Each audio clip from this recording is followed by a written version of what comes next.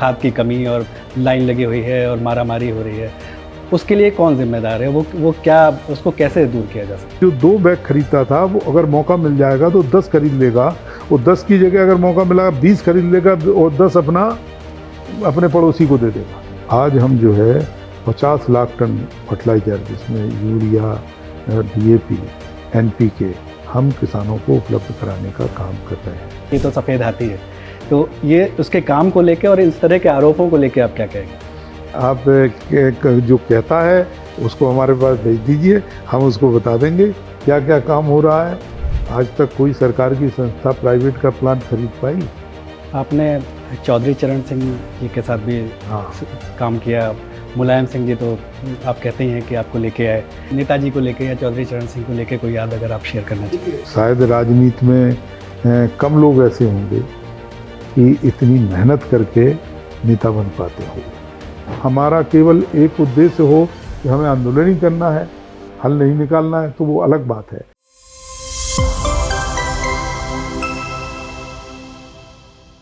नमस्कार, किसान इंडिया में आपका स्वागत है। और आज हमारे ख़ास प्रोग्राम माइक पे मुलाकात में एक ऐसी शख्सियत हैं जिन्होंने देश विदेश में भारतीय कृषि, सहकारिता, तमाम क्षेत्रों में काम किया है और भारत का नाम रोशन किया है। क्रिप्को के चेयरमैन हैं, ICA के चेयरमैन हैं, उसके अलावा बहुत सारे सहकारिता के कामों से जुड़े हुए हैं। राजनीति में बहुत काम किया है, MP रहे हैं 2 बार, एक राज्यसभा में और लोकसभा में। तो चंद्रपाल सिंह यादव जी हमारे साथ हैं। सर, स्वागत है किसान इंडिया में आपका। धन्यवाद, नमस्कार। पहला सवाल सहकारिता को लेके ही है जी। 4 साल हो गए एक मिनिस्ट्री बने हुए, पहले एग्रीकल्चर मिनिस्ट्री का हिस्सा होता था। इन 4 साल में आपने क्या बदलाव देखा और कितना ज़रूरी था वो इसको मिनिस्ट्री की तरह बनाना, जिसको एक देश के गृह मंत्री जिसको देख रहे हो, वो कितना ज़रूरी था और कितना बदलाव है जो पहले का समय था और ये 4 साल है? देखिए, पहले ये कृषि मंत्रालय के साथ ये विभाग जुड़ा हुआ था, और चूंकि कृषि मंत्रालय अपने आप में एक बहुत बड़ा मंत्रालय है, उसमें सहकारिता विभाग एक बहुत छोटा स्थान पाता था। तो सरकार का भी जो है, सरकार की भी निगाह बहुत कम रहती थी सहकारिता मंत्रालय पर। जी। लेकिन जब से सहकारिता मंत्रालय अलग से इंडिपेंडेंट तरीके से शुरू हुआ है, निश्चित रूप से सहकारी क्षेत्र में लोगों ने काम को बहुत तेज गति से बढ़ाना शुरू किया है। लोगों में अवेयरनेस पैदा हुई है, लोग सहकारी आंदोलन से जुड़ने के लिए आतुर हैं और प्रयासरत हैं। और मुख्य उद्देश्य जो है वो है सहकारिता से के माध्यम से समृद्धि, और उसके लिए गांव में विलेज लेवल पे जो प्राइमरी कोऑपरेटिव सोसाइटी है जी, उसका मुख्य उद्देश्य वहाँ के किसानों को आर्थिक रूप से मजबूत बनाना है। और जब से ये मंत्रालय अलग से बना है जी, निश्चित रूप से प्राइमरी कोऑपरेटिव सोसाइटीज़ ने किसानों को सस्ते ब्याज की दरों पर ऋण उपलब्ध कराना, उनके उत्पाद को सही कीमत बाज़ार में मिले, उसके लिए बहुत सी कोऑपरेटिव सोसाइटीज़ खरीद भी करती हैं जी, तो उनके उत्पाद को खरीद भी लेती हैं, भंडारण करते हैं। कुछ लोग प्रोसेसिंग करके, वैल्यू एडिशन करके और किसान के उत्पाद को बेचने का प्रयास। तो किसान की खुशहाली के लिए जहाँ प्राइमरी कोऑपरेटिव सोसाइटीज़ ने काम शुरू किया है, वहीं स्टेट लेवल और नेशनल लेवल की जो कोऑपरेटिव्स हैं, उन्होंने भी इस दिशा में अपने कदम आगे बढ़ाए हैं जी। नेशनल लेवल पे जैसे कि आपको पता है कि एक उत्पाद को निर्यात करने के लिए एक नेशनल लेवल की कोऑपरेटिव सोसाइटी बनाई गई है जी, और उसने भी काम किया है। उसमें लगभग मैं समझता हूँ कि इस समय देश की 25,000 कोऑपरेटिव सोसाइटीज़ उसकी शेयर होल्डर बन गई हैं, और बड़ा तेज़ी से काम भी किया है। और उसकी वजह से 20% डिविडेंड भी शेयर होल्डर्स को इस बार हम लोगों ने अभी तय किया है कि 20% डिविडेंड मिलेगा जी। इसी तरीके से अच्छा बीज किसानों तक पहुँचे, इसके लिए भी एक नेशनल लेवल पर कोऑपरेटिव सोसाइटी का गठन किया गया है और वो भी बहुत तेज़ी से काम कर रहे हैं। नई तकनीकी आधार पर तैयार किया हुआ बीज तमाम जो है रिसर्च और डेवलपमेंट के माध्यम से जो चीज़ें निकल कर के सामने आई हैं वो किसानों तक पहुंचाने, उनको अच्छा बीज पहुंचाने, उनको अच्छी खेती करने के गुण सिखाने के लिए जो है हमारी जो बीज के लिए नेशनल लेवल पे कोऑपरेटिव सोसाइटी है वो काम कर रही है। इसी तरीके से ऑर्गेनिक के क्षेत्र में भी लोगों का आकर्षण आजकल बहुत है ऑर्गेनिक के लिए, तो ऑर्गेनिक खेती करने के लिए भी प्रोत्साहन दिया गया है और कोऑपरेटिव सोसाइटी के माध्यम से जहाँ ऑर्गेनिक खेती भी होती है वहाँ उनके मुख्य रूप से सर्टिफिकेशन की व्यवस्था की गई है, क्योंकि आज की तारीख में कोई भी अपने प्रोडक्ट को ऑर्गेनिक बताता है लेकिन वो सर्टिफाइड नहीं होता। तो कोऑपरेटिव सेक्टर में ये हमारी नेशनल लेवल पे कोऑपरेटिव सोसाइटी है, वो प्रोडक्ट को सर्टिफाई करके जो है उपभोक्ताओं के बीच तक पहुंचाने का काम कर रहे हैं। इसी तरीके से बहुत ऐसे काम हैं जो इन 4 वर्षों के दौरान हुए हैं। वैसे तो आपको बता दें होने के लिए अभी बहुत अच्छा काम हुआ है। नेशनल लेवल पे एक यूनिवर्सिटी का गठन किया गया है, त्रिभुवन सहकारी यूनिवर्सिटी। वो भी एक अपने आप में बहुत ही अनोखा काम है कि आज ट्रेनिंग एजुकेशन का कोऑपरेटिव सेक्टर में अभाव है। हम कोऑपरेटिव की जो मतलब बिल्कुल समर्पित तरीके से जो पढ़ाई होनी चाहिए वो नहीं हो रही है। कहीं एग्रीकल्चर के साथ जुड़ा है, कहीं किसी के साथ जुड़ा है, लेकिन आज जो है जो यूनिवर्सिटी कोऑपरेटिव की यूनिवर्सिटी बन रही है उसके लिए निश्चित रूप से जो लोग निकल कर के आएंगे, बहुत अच्छे पेशेवर लोग निकल कर के आएंगे, प्रोफेशनल लोग निकल कर के आएंगे। और जब वो प्रोफेशनल लोग जो कोऑपरेटिव के प्रति डेडिकेटेड होंगे तो वो निश्चित रूप से जहाँ कोऑपरेटिव सेक्टर में आगे बढ़ेंगे वहीं उन संस्थाओं को भी आगे बढ़ाने का काम करेंगे। हमारा प्रयास है कि इस देश में जो कोऑपरेटिव सेक्टर है वो जब आगे बढ़ेगा तभी निश्चित रूप से इस देश में खुशहाली होगी। पहले भी कोऑपरेटिव सेक्टर बहुत बेहतरी से काम कर रहा था, लेकिन वही जो आपने पूछा कि कोई एक्नॉलेज नहीं कर रहा था हमारी सेवाओं को, हमारे प्रयासों को, कि जो ग्रामीण अर्थव्यवस्था है उसको मजबूत करने में कोऑपरेटिव सेक्टर का कितना बड़ा योगदान है ये कोई महसूस नहीं कर रहा था। लेकिन अब लोग इस बात को महसूस कर रहे हैं कि कोऑपरेटिव सेक्टर का बहुत बड़ा योगदान है देश की अर्थव्यवस्था को मजबूत करने में, ग्रामीण लोगों को खुशहाल बनाने में कोऑपरेटिव सेक्टर काम कर रहा है।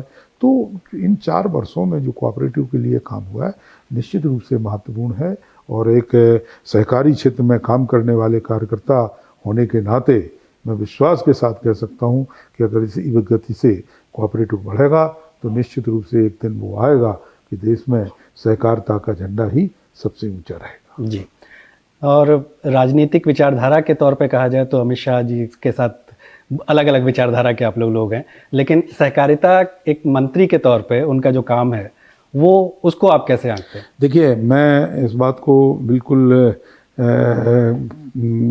कहना चाहता हूँ कि माननीय सहकारिता मंत्री जी उन्होंने कभी भी सहकारी क्षेत्र में कोई भेदभाव करने का काम नहीं किया।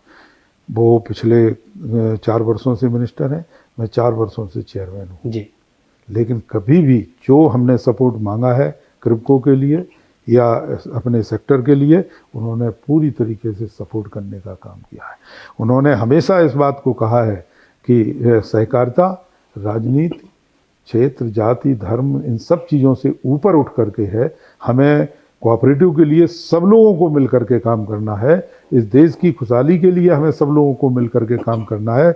अगर हम सहकारिता के माध्यम से रास्ता बनाएंगे इस खुशहाली का तो निश्चित रूप से जहां देश भी खुशहाल होगा वहीं कोऑपरेटिव को भी लोग अप्रिशिएट करेंगे। इसलिए उन्होंने हमेशा इस बात को हम लोगों से कहा है कि किसी भी राजनीतिक दल के लोग हों, अगर सहकारी क्षेत्र में काम करना चाहते हैं तो वो आएँ, उनका स्वागत है। और आपको बता दें कि आज भी हम अकेले नहीं, बहुत से लोग हैं, कांग्रेस पार्टी के बहुत से लोग हैं जो आज डायरेक्टर्स हैं, चेयरमैन हैं, जो क्षेत्रीय पार्टियां उनके बहुत से लोग हैं।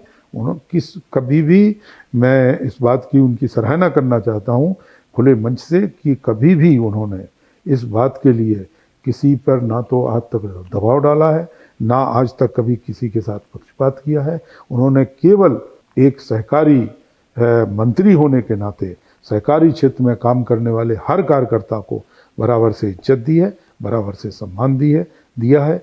मैं इसके लिए उनको धन्यवाद देता हूँ। एक जैसा आपने कहा कि काम तो पहले भी हो रहे थे लेकिन उस तरह से पहचान नहीं थी, उसके अलावा भी सहकारिता क्षेत्र को लेके कुछ कुछ चीज़ें रही हैं उन मतलब कि जितना होना चाहिए उतना नहीं हो रहा है, या करप्शन के चार्जेस, वो पिछले 4 साल में उस लिहाज से छवि कितनी बदली है? देखिए ये आपकी बात ठीक है, लेकिन करप्शन की जहाँ तक बात है, करप्शन हर सेक्टर में है जी, कहीं ना कहीं।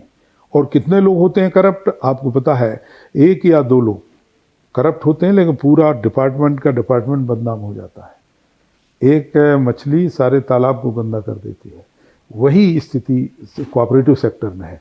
कोऑपरेटिव सेक्टर में मान लीजिए एक कोई कोऑपरेटिव बैंक हो और उसमें किसी तरीके से घोटाला हो जाए, उसके बाद लोग पूरे सेक्टर को उस निगाह से अगर देखें, ये न्यायोचित नहीं है। जी। आज मैं समझता हूं कि जितने नेशनल लेवल पर कोऑपरेटिव्स काम कर रहे हैं, स्टेट लेवल पर कोऑपरेटिव्स काम कर रहे हैं, 90% कोऑपरेटिव्स बेहतर काम कर रहे हैं और आज बेहतर तरीके से वो बिजनेस कर रहे हैं।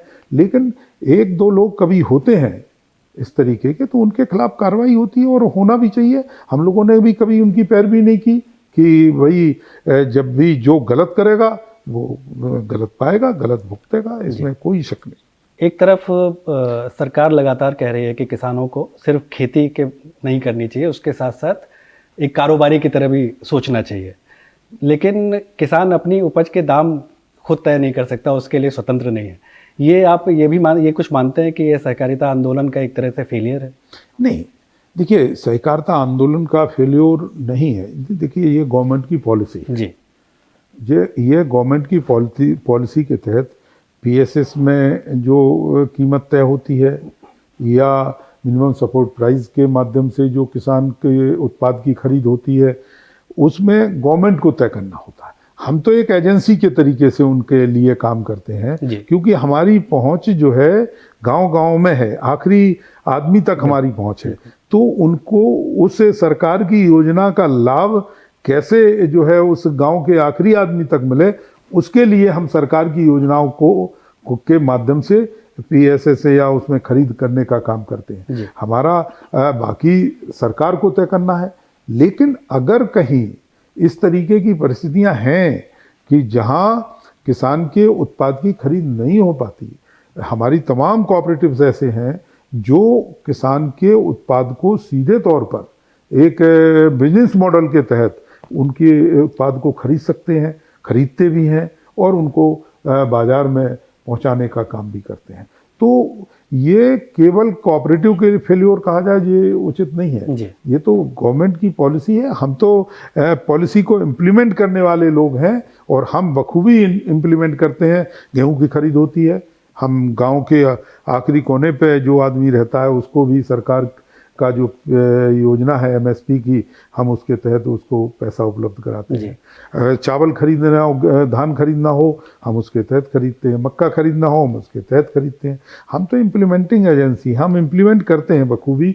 हमारे इम्प्लीमेंटेशन में शायद है कहीं कोई इस तरीके की कमी आती हो, वरना हम प्रयास करते हैं कि किसानों के लिए उनको उनके उत्पाद का उचित मूल्य मिले। लेकिन हम एक बात जरूर कहना चाहते हैं कि हमारी जो मार्केटिंग सेक्टर में काम करने वाली समितियां हैं जी, वो अगर अपने बिजनेस मॉडल के तहत अगर मार्केट में उनकी उपस्थिति है, तो जहां व्यापारी अपनी मोनोपोली के कारण, जैसे आपने कहा कि अपनी कीमत तय नहीं कर पाते, व्यापारी तय करता है, लेकिन अगर किसी सहकारी समिति की उपस्थिति उस बाजार में है जी, तो व्यापारियों की मोनोपोली टूट जाती है और निश्चित रूप से किसानों को बेहतर दाम मिल जाता है। क्योंकि अगर सस्ते दामों पर व्यापारी मिल करके और किसान की उपज को खरीदना चाहते हैं तो वहाँ कोऑपरेटिव सोसाइटी खरीद करने के लिए तैयार खड़ी है। और कोऑपरेटिव जब खरीदने के लिए तैयार होगी तो निश्चित रूप से फिर जो मोनोपोली बनाना चाहते हैं वो नहीं चलेगी। कम्पिटिटिव रेट आएंगे और कम्पिटिटिव रेट में अगर व्यापारी खरीदता है व्यापारी खरीद सकता है और कोऑपरेटिव खरीदती है तो कोऑपरेटिव खरीद सकता है। ये सवाल इसलिए भी था क्योंकि आप एक तरह से दो हैट आपके हैं, एक बिल्कुल किसान वाला और एक टॉप के उस पर बैठ के। तो आप एक किसान के तौर पे जब एक सोचते हैं तब इस तरह से सोच पाते हैं। हमने इसीलिए कहा जी कि हम बिल्कुल इस बात के लिए प्रयास करते हैं। हम अपने जो मार्केटिंग के चैनल हैं उन लोगों से ये रिक्वेस्ट करते हैं कि वो बाजार में अपना मॉडल बना करके वो खरीद करें किसानों की उत्पाद की। अगर किसानों के उत्पाद की खरीद होगी तो निश्चित रूप से किसानों को लाभ होगा जी। टोटल सहकारिता के बाद क्रिप्को पे स्पेसिफिक एक बार बात करते हैं, इनके काम को लेके और इन पे आरोप को लेके जो बीच बीच में सुनने में आते हैं कि तो सफ़ेद हाथी है। तो ये उसके काम को लेके और इस तरह के आरोपों को लेके आप क्या कहेंगे? देखिए, जो पहले तो हम आपको काम बता दें कि हमारी संस्था दिन प्रतिदिन प्रगति की है। हमारी संस्था ने, हमारी संस्था जब पहले स्टार्ट हुई थी, कोई ज़्यादा समय नहीं हुआ, 84 से हम लोगों ने स्टार्टिंग किया था और आज जो है हम 25 में हैं। तो हम आपको बताएं कि इस दौरान में हम उस समय 14 लाख टन यूरिया का उत्पादन हम लोगों ने स्टार्ट किया था और आज हम जो है 50 लाख टन फर्टिलाइज़र जिसमें यूरिया, DAP, NPK हम किसानों को उपलब्ध कराने का काम कर रहे हैं। तो हमारी प्रगति आज जो है कम से कम 3 गुनी और 4 गुनी है। एक बात। दूसरी बात, जहाँ तक आपने कहा सफ़ेद हाथी, हमारी संस्था प्रतिवर्ष जो हमारे शेयर होल्डर हैं उन शेयर होल्डर्स को 20% डिविडेंड देती है। आज नहीं, जिस दिन से हम चेयरमैन हैं उस दिन से 1999 में हम पहली बार चेयरमैन बने थे। बीच में फिर दूसरे लोग आ गए फिर, लेकिन उधर पूरे ये 20वीं शताब्दी में आपको बताएं पूरे समय किसानों को 20% डिविडेंड मिला है। हमने जो हमारा प्लांट था हजीरा में उसका उत्पादन 15 लाख टन से 25 लाख टन कर लिया जी। 25 लाख टन। इसके बाद हमने शाहजहांपुर में ओसवाल का प्लांट खरीदा। आज तक कोई सरकार की संस्था प्राइवेट का प्लांट खरीद पाई? हमने जब उस दौर में जब सरकार डिसइन्वेस्टमेंट कर रही थी अपने PSUs का, उस दौरान में हमने प्राइवेट का ओसवाल का प्लांट जो है 2000 करोड़ रुपए में खरीदने का काम किया और हमने आज हमारे पास है और उसमें भी हम 12 लाख टन यूरिया तैयार करके देश के किसानों को बेचते हैं जी। आज हमने उसी दौर में 2004 में ओमान में फर्टिलाइज़र प्लांट लगाया और ओमान में 2 फर्टिलाइज़र प्लांट लगा करके और आज जो है हमने जहां भारत सरकार को, क्योंकि 20 साल तक हमने भारत सरकार को एक फिक्स कीमत पर हमने ओमान से फर्टिलाइज़र उपलब्ध कराया। इफ़को, क्रिप्को दोनों उसमें शेयर होल्डर थे। हम लोगों ने बाईबैक अरेंजमेंट ये था कि जितना उत्पादन होता है सारा उत्पादन इंडिया के किसानों को उपलब्ध होगा जी। और हम 20 साल तक लगातार लाते रहे और यहाँ एक फिक्स प्राइस पे सरकार को देते रहे। सरकार को, भारत सरकार को भी हजारों करोड़ रुपए का 20 साल में फ़ायदा हुआ है, कई हजार करोड़ का। तो हम जो है जो काम कर रहे हैं दिन प्रतिदिन प्रगति का काम कर रहे हैं। हमने एक क्रिप्को इंफ्रास्ट्रक्चर लिमिटेड कंपनी बनाई जो पूरे देश में हमने कंटेनर डिपो बनाए, रेलगाड़ियां चलाई। हमने जो है कई मतलब लॉजिस्टिक बिजनेस के कई जो है ऐसे काम किए जो बहुत आवश्यक थे हमारे लिए भी, देश के लिए भी। हमने अभी एक agri business, Kribhco agri business नाम की एक संस्था बना करके हमने पिछले 3 वर्षों में लगातार किसानों के उत्पाद को निर्यात करने और यहाँ की आवश्यकता अनुसार आयात करने के लिए हमने एक कंपनी बनाई जो आज काफ़ी अच्छा टर्नओवर कर रही है, और मैं समझता हूँ किसानों को भी उससे सीधा लाभ हो रहा है। हमने किसानों के उत्पाद को प्रोसेस करने के लिए जो ब्रोकन राइस है या मक्का है, उस पर उसके आधार पर चलने वाला एथेनॉल के प्लांट हमने 3 लगाए, लेकिन अभी 2 लग पाए। एक प्लांट हमारा पेंडिंग है तेलंगाना में। तो हमने तो आप जो कहता है उसको हमारे पास भेज दीजिए, हम उसको बता देंगे क्या क्या काम हो रहा है। और मैं समझता हूँ कि हमारे जो शेयर होल्डर हैं वे मतलब सेटिस्फाइड नहीं हैं, वे बहुत प्रसन्न हैं कि हमारी संस्था दिन प्रतिदिन प्रगति कर रही है, आगे बढ़ रही है, और हम बेहतर काम करके देश के किसानों को उनकी आवश्यकता के अनुसार जहाँ फर्टिलाइज़र उपलब्ध करा रहे हैं, वहीं हमने 20 सीड के प्लांट अलग से लगाए हैं। किसानों को सीड भी उपलब्ध करा रहे हैं, किसान के उत्पाद को हम आयात भी निर्यात भी कर रहे हैं, कुछ जो आवश्यकताएं हैं उनको आयात भी कर रहे हैं। सारी चीज़ें करके हमारा जो प्रयास है कि हमारे देश का किसान खुशहाल हो, देश का किसान आगे बढ़े, हमारे देश में खुशहाली हो, हमारे देश की जीडीपी आगे बढ़े, उसके लिए हम सब लोग मिलकर के काम कर रहे हैं।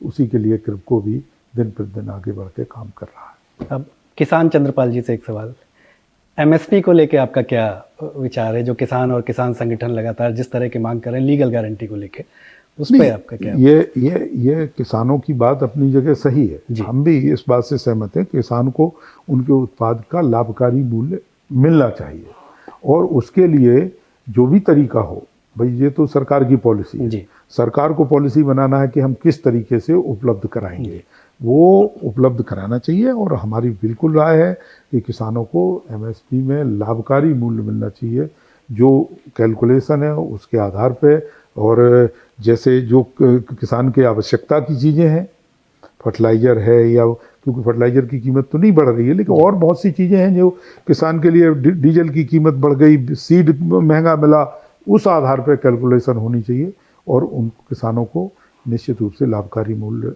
प्रदान सरकार को करना चाहिए। कोई भी मैकेनिज्म बनाए, या तो जो है कोई गारंटी दे करके और उनको ओपन कर सकते हैं, जो भी तरीका हो उनका, मैं क्या सलाह दे सकता हूं इसमें। लेकिन इतना ही ज़रूर है कि ये बिल्कुल वाजिब बात है, अगर इस देश का किसान खुशहाल होगा तभी देश खुशहाल होगा। ये हम नहीं, सारा हिंदुस्तान इस बात को जानता है, क्योंकि हम कृषि प्रधान देश हैं। अगर हमारे यहाँ के 60% लोग घाटे का व्यापार करते रहेंगे और हम बात करते रहेंगे तो वो उचित नहीं है। लेकिन हमारा प्रयास होना चाहिए, क्योंकि आज की तारीख में देखिए, हम आपको बताना चाहते हैं कि यूरिया आज इंटरनेशनल मार्केट में बहुत महंगा है, लेकिन हमारी सरकार हमारी समझ में 30-40 साल से एक फिक्स के 265 रुपये में उपलब्ध करा रही है। आज बाजार में अगर देखें तो कम से कम कुछ नहीं तो 2000 रुपये कीमत होगी। इसी तरीके से डीएपी की पोजीशन आज इंटरनेशनल मार्केट में $810 पर टन है। तो इनका अगर रुपए में कैलकुलेट करो, और 1350 रुपये में किसानों के पास जा रही है, तो किसानों को तो जितना सुविधा दी जा सकती है उतना दी जा रही है, और देना चाहिए, जिससे किसान को फायदा होना चाहिए, किसान को प्रॉफिट होना चाहिए। कैसे प्रॉफिट होगा इसका कैलकुलेशन लोगों को लगाना चाहिए। एमएसपी को लेकर ज़्यादातर लोगों की राय वही है जो भी आपने कहा कि मिलना चाहिए। फिर पिछले 6-7 साल से लगातार अब आंदोलन चल रहे हैं, किसान संगठन ने कई साल वो सड़कें जाम की, वो सारे आप आंदोलनों की कमी देखते हैं, सरकार के नज़रिए की कमी देखते हैं? क्या है उसमें कि ये चीज़ खत्म नहीं हो पा रही, हल नहीं निकल पा रही? देखिए, ये इसमें दोनों तरफ से दूसरी चीज़ें होती हैं। किसान जो आंदोलन चलते हैं, जहाँ किसानों की समस्याएं हैं, जहाँ दूसरी तरफ उनका अपना भी लीडरशिप प्राप्त करने का एक मौका है, तो बहुत ये मौका कोई छोड़ना नहीं चाहता। तो लोग लगते हैं, प्रयास करते हैं, लेकिन अगर असली समस्याओं पर वार्ता करना है, निश्चित रूप से किसानों के साथ बैठ करके, सरकार के साथ बैठ करके एकजुट तरीके से कोई हल निकालना चाहिए। देखिए, हल निकलेगा ना तो आंदोलन से काम चलेगा, और ना सरकार कोई इस तरह हठधर्मी करेगी तो उससे काम चलेगा। हम ये चाहते हैं कि बैठ करके तो हल निकालना चाहिए, और बैठ करके अगर कोई हल निकालेगा तो निश्चित रूप से किसानों की समस्याओं का हल भी निकलेगा। आंदोलन जिस तरह से हुआ उसमें कुछ कमी देखते हैं, इसलिए ये सवाल है क्योंकि आप उस पार्टी से निकले हैं जो आंदोलन के लिए जानी जाती है। नहीं, आंदोलन का हम भी करते हैं, आज भी करते हैं आंदोलन। आंदोलन की कोई वो थोड़ी है, लेकिन आंदोलन उन मुद्दों पे करते हैं जिन मुद्दों पे हम किसी के साथ अन्याय हो रहा हो, किसी के साथ अत्याचार हो रहा हो, निश्चित रूप से हम आंदोलन करते हैं। दूसरा पक्ष हमें सुनता भी है, लेकिन हल बैठ के ही निकलता है जी। हल हमारा केवल एक उद्देश्य हो कि हमें आंदोलन ही करना है, हल नहीं निकालना है, तो वो अलग बात है, लेकिन हल बैठ के ही निकलता है। हम चाहते हैं कि बैठ के दोनों पक्षों को इसका हल निकालना चाहिए। 1 बैठक में, 2 बैठक में, 10 बैठक में, जो भी हो, रास्ता निकलते हैं, रास्ता निकलेंगे और निश्चित रूप से किसानों की समस्या का समाधान हो। अभी अमेरिका की पॉलिसी को लेकर बहुत सारी चीज़ें चल रही हैं। अमेरिका ने जो टैरिफ लगाया है उसमें एग्रीकल्चर एक मेन वो है। उस पूरे मामले को आप किस तरीके से देखते हैं और सरकार को किस तरीके से उसको टैकल करना चाहिए? अब देखिए, ये हम लोगों से ऊपर की बात है जी। हम लोग लेकिन किसानों से जुड़ी बात, किसान से जुड़ी हुई बात है। तो किसान के उत्पाद पे अगर टैरिफ लगेगा और हमारे जो आयात में है कमी, निर्यात में कमी आएगी, तो निश्चित रूप से हमें नुकसान होगा। हमें नहीं होगा, हमारे देश को नुकसान होगा। तो हमें और अल्टरनेट मार्केट भी देखना चाहिए।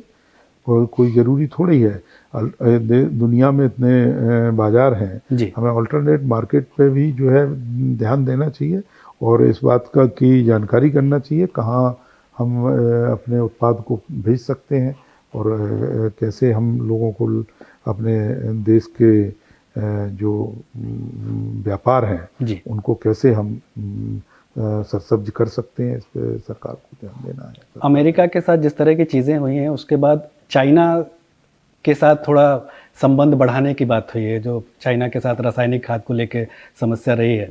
तो अमेरिका वाली प्रॉब्लम क्या एक हल के तौर पे सामने आएगी कि चाइना के साथ जो दिक्कत है? देखिए, चाइना जहाँ तक फर्टिलाइज़र की बात है, मैं फर्टिलाइज़र के बारे में जानकारी है कि चाइना ने जो हमारा चाइना के साथ अच्छा संबंध नहीं था जी। तो उसकी वजह से चाइना ने वहाँ से एक्सपोर्ट पे रोक लगा रखी थी। उसकी वजह से ही आज इंटरनेशनल मार्केट में ज़बरदस्त तरीके से यूरिया और डीएपी के रेट बढ़ गए थे। लेकिन जब रोक खुल गई, वहाँ से रोक खुल गई, तो प्रतिदिन जो है रेट जो है डाउन होते चले जा रहे हैं और इसका सीधा सीधा लाभ हमें मिलेगा जी। इसका सीधा सीधा लाभ मिलेगा। तो हमें तो व्यवसाय देखना चाहिए कि कहाँ एक व्यापारी के तरीके से हमारे देश को किससे व्यापार करने में फ़ायदा है, हमें तो वो करना चाहिए, सब ओपन रखना चाहिए और जहाँ से व्यापार हो सकता है वहाँ व्यापार भी करना चाहिए। और किसान की सोच भी आपकी तरह बदलनी चाहिए। वो उसी तरह किसान ऊपर आएगा। एक सवाल, अभी आपने यूरिया डीएपी तमाम चीज़ों को लेकर कहा कि सरकार कितनी सब्सिडी देती है, लेकिन जब भी फसल का एक समय होता है तमाम पिक्चर आती हैं देश के हर कोने से जहाँ पे खाद की कमी और लाइन लगी हुई है और मारामारी हो रही है। उसके लिए कौन जिम्मेदार है? वो क्या, उसको कैसे दूर किया जा सकता है? अब देखिए, उसके लिए मैं तो ये समझता हूँ, उसके लिए जो जिम्मेदार हैं वो डिस्ट्रीब्यूट करने वाले लोग हैं जी। क्योंकि देखो, आज देश में मैं समझता हूँ 200 लाख टन यूरिया का उत्पादन हमारे देश में हो रहा है और कुछ सरकार भी इंपोर्ट कर रही है यूरिया। जितना कंजम्पशन आंकड़ों के आधार पर है उतना हमारे पास ऑलरेडी उपलब्ध है जी। लेकिन उसके बावजूद भी जो है परेशानी आ रही। उसकी परेशानी की वजह क्या है? जब किसानों के बीच में ये अफवाह फैलती है कि शॉर्टेज होगी, तो एक मतलब सतत प्रक्रिया है। आपको बताएं कि प्रतिदिन उत्पादन होता है और प्रतिदिन जो है मार्केट में जाता है। किसान भी जब खरीद में ज़रूरत है तो खरीद लाता है एक बार, दूसरी बार ज़रूरत है तो खरीद लाता, तीसरी बार ज़रूरत है तो खरीद के लाता। अगर 2 बैग की ज़रूरत है तो वो 2 बैग खरीद के लाएगा और खेत में डाल देगा। लेकिन आज जब उनके पास ये चर्चा है कि शॉर्टेज होने वाली है, तो उसकी वजह से जो 2 बैग खरीदता था वो अगर मौका मिल जाएगा तो 10 खरीद लेगा, और 10 की जगह अगर मौका मिला 20 खरीद लेगा और 10 अपने पड़ोसी को दे देगा। तो जब जहाँ 2 खरीदता था वहाँ 20 खरीदेगा, और जो प्रोडक्शन है वो तो हमने बताया सतत प्रक्रिया है, वो तो डेली जितना होता है उतना जाएगा जी। तो निश्चित रूप से फिर शॉर्टेज होगी। अगर 2 की जगह 20 खरीदेगा तो जिसके हाथ में पड़ेगा वो खरीद लेगा, जो नहीं रह जाएंगे। फिर वो हवा और तेजी से फैलती है कि देखो साहब उधर नहीं मिल रहा, उधर नहीं। जितना उत्पादन है या कंजम्पशन है हमारे देश में, उतनी उपलब्धता है जी, उपलब्धता है। हम लोगों से जो हमारा क्रिप्को का उत्पादन था, तो क्रिप्को का उत्पादन पूरा जितना हम 50 लाख टन हम यूरिया और DAP हम देते थे, वो हमारे पास उपलब्ध है, हम दे रहे हैं। ऐसी सारी संस्थाएं कर रही हैं, सब कंपनियां दे रही हैं। तो मैं समझता हूं कि शॉर्टेज होना नहीं चाहिए। शॉर्टेज थोड़ा DAP की जरूर आती है कभी कभी, क्योंकि DAP में होता ऐसा है कि जो उसका रॉ मटेरियल है वो भी ज़्यादातर इम्पोर्टेड है, और जो फिनिश प्रोडक्ट भी DAP का या NPK का लेकर के आते हैं वो भी इम्पोर्टेड है। जब इंटरनेशनल मार्केट में रेट बढ़ जाते हैं तो निश्चित रूप से फिर थोड़ा खरीदने में लोगों को संकोच होता है, क्या होगा आगे, क्या समस्या बनेगी। तो इस वजह से थोड़ा डिले ज़रूर हो जाता है उसको खरीदने में। लेकिन मैं समझता हूँ कि ऐसा कुछ नहीं है कि कहीं शॉर्टेज है या कहीं उपलब्ध नहीं है। लेकिन हमने बताया उपलब्धता में जो जिस तरीके की प्रक्रिया है, अगर उस तरीके से खरीदार लोग खरीदें तो कोई ज़रूरत नहीं है। लेकिन ये अफवाह ना फैले कि शॉर्टेज हो गई है। हाँ, सरकार को इस पर ध्यान, अफवाह बड़ी तेजी से फैलती है। सरकार को इस पर ध्यान देना चाहिए और सरकार को इस पर करना चाहिए। लेकिन हम तो केवल इतना ही बता सकते हैं कि जितनी ज़रूरत है देश को, पूरे देश को, उतनी उपलब्धता है जी। सारे प्लांट पूरी तरीके फुल स्पीड पे चल रहे हैं, और सारे के लोग सरकार के एलोकेशन के अनुसार अपना प्रोडक्ट भेज भी रहे हैं। पिछले खास तौर पे कोविड काल के बाद से एक चीज़ देखने में आई है कि शहर से बहुत सारे लोग गांव खेती करने के लिए जा रहे हैं। उनके लिए और कुछ ऐसे किसानों के लिए जिनको सीमांत किसान कहते हैं, जो मुनाफे की खेती नहीं कर पाते हैं, उन दोनों तरह के लोगों के लिए आपकी क्या राय है कि मतलब उनको क्या सलाह है एक तरह से कि वो छोटे जो किसान हैं वो अपने खेती को कैसे मुनाफे वाला बनाए, और जो शहर से जा रहा है वो किस तरह के माइंडसेट के साथ गांव में जाए खेती करना शुरू? देखिए, अगर प्रोफेशनल तरीके से अगर कोई आदमी खेती करना चाहता है तो निश्चित रूप से खेती भी प्रॉफिटेबल है, लेकिन उसके लिए उसको समय भी देना पड़ेगा। आज जो लेबर की आवश्यकता है वो भी उपलब्ध कराना पड़ेगा, मशीनरी भी उपलब्ध कराना पड़ेगी।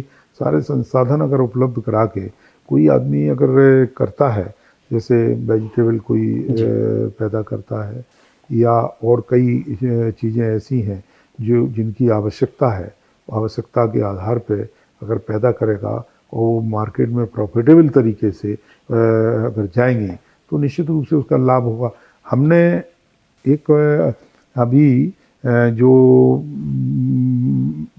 वेजिटेबल के बारे में हम बता रहे थे, हमने एक दुनिया की सबसे बड़ी कंपनी है फार्म फ्राइड करके, जो पूरी दुनिया में फ्रेंच फ्राई बना करके पूरी दुनिया में उपलब्ध कराती है, सारे जगह जितना प्रयोग होता है। आपके मैकडोनल्ड वगैरह और ये KFC वगैरह सब में वही सप्लाई करते हैं पूरी दुनिया में। हमने उनसे बात की और क्रिप्को ने एक उनके साथ जो है एग्रीमेंट किया है।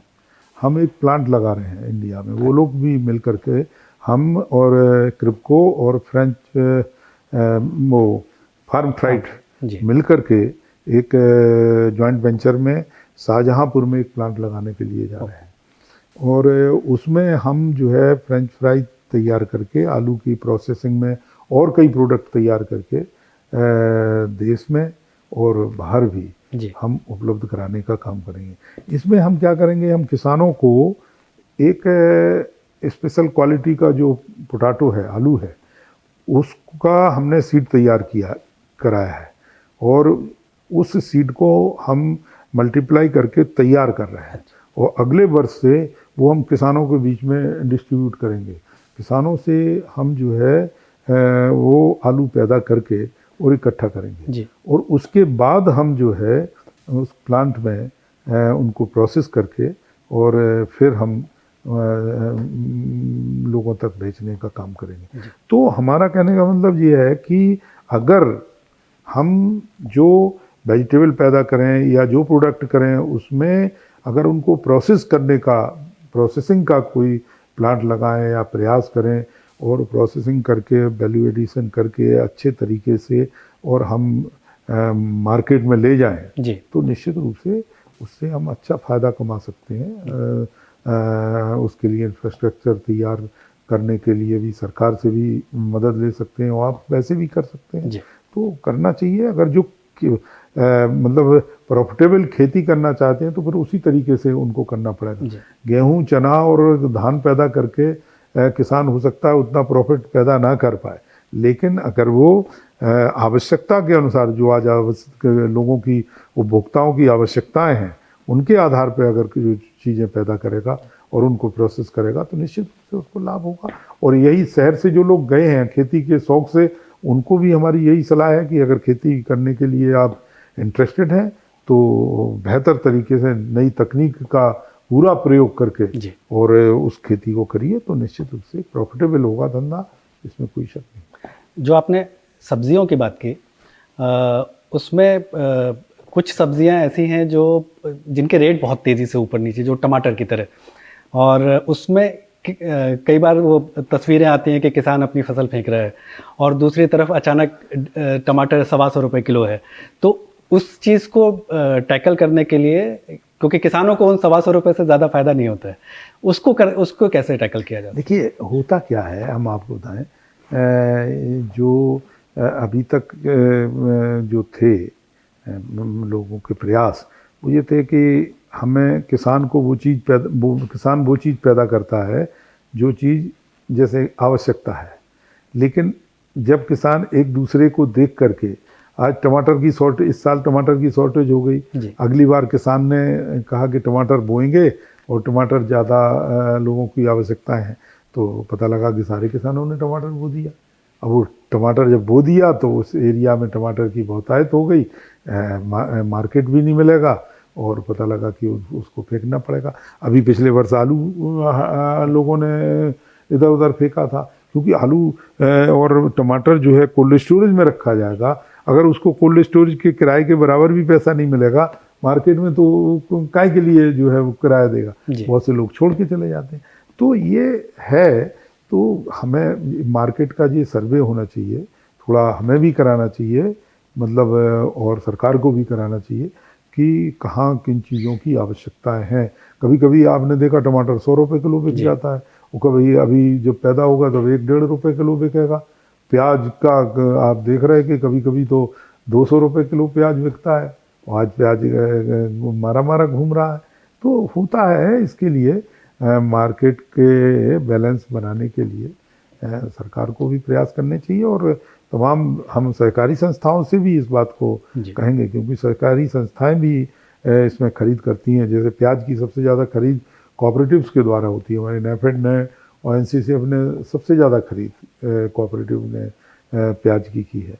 तो हम ये ज़रूर चाहते हैं कि जहाँ आवश्यकता हो, आवश्यकता के अनुसार अगर उपलब्ध कराएंगे तो निश्चित रूप से जहाँ उपभोक्ताओं को भी फायदा होगा वहाँ इनको भी लाभ होगा।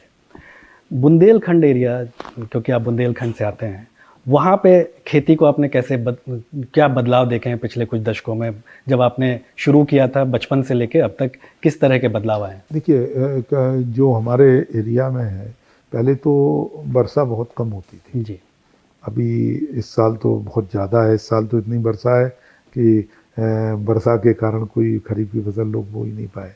लेकिन अब पिछले वर्षों की अपेक्षा, या पिछले वर्षों क्या कहें, पिछले दशकों की अपेक्षा आजकल जो है बुंदेलखंड की खेती बेहतर है जी।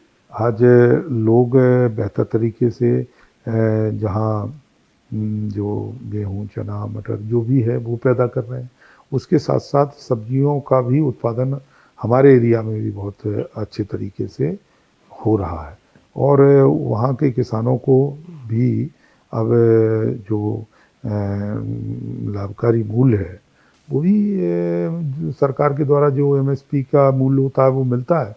लेकिन मैं ये कह सकता हूँ कि पहले से बेहतर पोजीशन है, क्योंकि हमारा एरिया पहले सूखे की चपेट में ज़्यादा रहता था।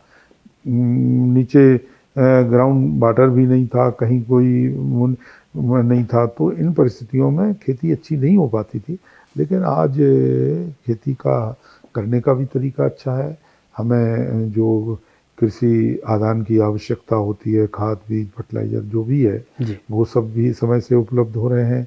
और लोगों को खेती में लगाने के लिए जो लागत है वो भी या तो उनके पास उपलब्ध है या बैंकों के द्वारा उपलब्ध हो रही है। तो लोग बेहतर तरीके से खेती करना पसंद कर रहे हैं और लोग खेती कर भी रहे हैं। हमें लगता है कि अब बेहतर है। आपने चौधरी चरण सिंह जी के साथ भी काम किया, मुलायम सिंह जी तो आप कहते हैं कि आपको लेके आए।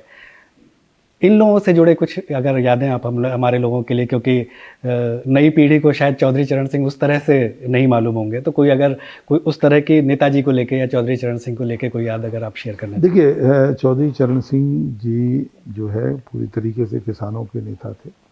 उन्होंने किसानों पर और किसानी पर के अपना ध्यान केंद्रित करके और किसानों को जो सुविधाएं उपलब्ध कराने के लिए जब भी उन्हें मौका मिला उन्होंने किया भी है। वो कहते थे कि देश की खुशहाली का रास्ता खेत की मेड़ से होकर के जाता है जी। तो वो उनका सोच किसानों के लिए था। मुलायम सिंह यादव ने भी गाँव से निकल करके, और मैं समझता हूँ कि शायद राजनीति में कम लोग ऐसे होंगे कि इतनी मेहनत करके नेता बन पाते हों जी। हमारे माननीय मुलायम सिंह यादव जी ने जितनी मेहनत की है, मैं समझता हूँ कि आज जो हम लोग या और भी लोग जो खड़े हैं, आज उनको चाहे सम्मान मिल रहा हो, चाहे इज्जत मिल रही हो, या जो भी मिल रहा है, किसानों को उनका हक मिल रहा हो, आज पार्लियामेंट में आवाज़ उठ रही हो, असेंबली में आवाज़ उठ रही हो, आज सड़क पे लड़ाई हो रही हो, जो भी है ये माननीय मुलायम सिंह यादव के नेतृत्व में शुरू हुआ। चौधरी चरण सिंह हमारे राष्ट्रीय नेता थे, लेकिन उत्तर प्रदेश में माननीय मुलायम सिंह यादव ने जिस तरीके से संघर्ष किया लोगों को उनका अधिकार दिलाने के लिए, मैं समझता हूँ कि उसी की वजह से आज उत्तर प्रदेश में किसान जागरूक है और खुशहाल भी है और आगे अपने अधिकारों के प्रति सचेत भी है। आवश्यकता पड़ेगी तो वो लड़ाई करने के लिए भी तैयार है। सहकारिता पे आपने काफ़ी बात की अपने बारे में। राजनीति को लेके अब आपका क्या स्टैंड है? अब आप जो एक्टिव पॉलिटिक्स होती है वो उसको लेके आपका क्या भविष्य क्या है? एक्टिव पॉलिटिक्स में हम हैं, कार्यकर्ता के तरीके से काम कर रहे हैं, बस बाकी क्या है, बाकी तो खेती के साथ क्योंकि लोक संगीत वगैरह भी जुड़े होते हैं, और उस तरह का आपको कभी शौक रहा है कि बुंदेलखंड एरिया का जो संगीत है उसको सुनना, या कभी ये दिमाग में आया कि इसको थोड़ा प्रमोट किया जाए? नहीं, बिल्कुल। बुंदेलखंड की जो कला है, बुंदेलखंड की जो मतलब वहाँ की लोक कलाएं हैं, लोक गीत हैं, ये सब चीज़ों पे हम सब लोगों का ध्यान केंद्रित भी रहा है और हम लोगों ने प्रयास भी किया है कि हमारी ये तमाम विधाएं जो है बनी रहें, और ये यहाँ के लिए नहीं बल्कि पूरे देश में फैलें जी। तो और फैल भी रही हैं। आपने जैसे आला का गायन सुना होगा, जो बुंदेलखंड का से शुरू हुआ। हमारे महोबा जिले में आला उदल की धरती है और वहाँ से आला होता है। आज बरसात के समय में आप देख लो, एक एक गांव में 4-4, 6-6 जगह बैठे लोग आला पढ़ रहे हैं और सारे लोग सुन रहे हैं। तो ये इस तरीके से हमारे बुंदेलखंड की जो कलाएं हैं उनको प्रमोट करना हम सब लोगों की जिम्मेदारी है। हम लोग चाहते हैं कि हमारा बुंदेलखंड खुशहाल हो, बुंदेलखंड आगे बढ़े, बुंदेलखंड की ताकत बने, ये हमारा प्रयास है। आखिरी सवाल, हम किसान इंडिया पे एक मुहिम चला रहे हैं महिला किसानों को लेके, मेरी आवाज़ सुनो। महिला किसानों को लेके आप चाहे बुंदेलखंड या पूरे देश के लिहाज से किस तरह की समस्याएं आप देखते हैं जिनको हल करने की बिल्कुल तुरंत ज़रूरत है और किस तरह के कदम उठाए जा रहे हैं? देखिए, हम ये चूक भी गए, आपने अच्छा सवाल किया है कि हम ये चाहते हैं कि आज देश में आधी आबादी महिलाओं की है और महिलाओं की ऊर्जा का पूरी तरीके से सदुपयोग नहीं हो पा रहा है। आज हमारे सहकारी क्षेत्र में, कोऑपरेटिव सेक्टर में महिलाएं जो है पूरी तरीके से अछूती सी रही हैं, लेकिन हम लोगों ने इस समय ये अभियान शुरू किया है कि महिलाओं को ज़्यादा से ज़्यादा कोऑपरेटिव से जोड़ा जाए, युवाओं को ज़्यादा से ज़्यादा कोऑपरेटिव से जोड़ा जाए। हम चाहते हैं कि महिलाएं भी बराबर की हिस्सेदारी करें। अगर किसान खेती करता है तो जैसे महिलाएं हैं, अगर ये पशुपालन करें, खेती में हाथ बटाएं, तो निश्चित रूप से जो हमारी आमदनी है वो दोगुनी हो सकती है, इसमें कोई शक नहीं। क्योंकि महिलाओं की ऊर्जा का बिल्कुल सदुपयोग नहीं हो पा रहा। वो घर में केवल खाना बनाने के लिए तक सीमित है, घर की चारदीवारी तक सीमित है।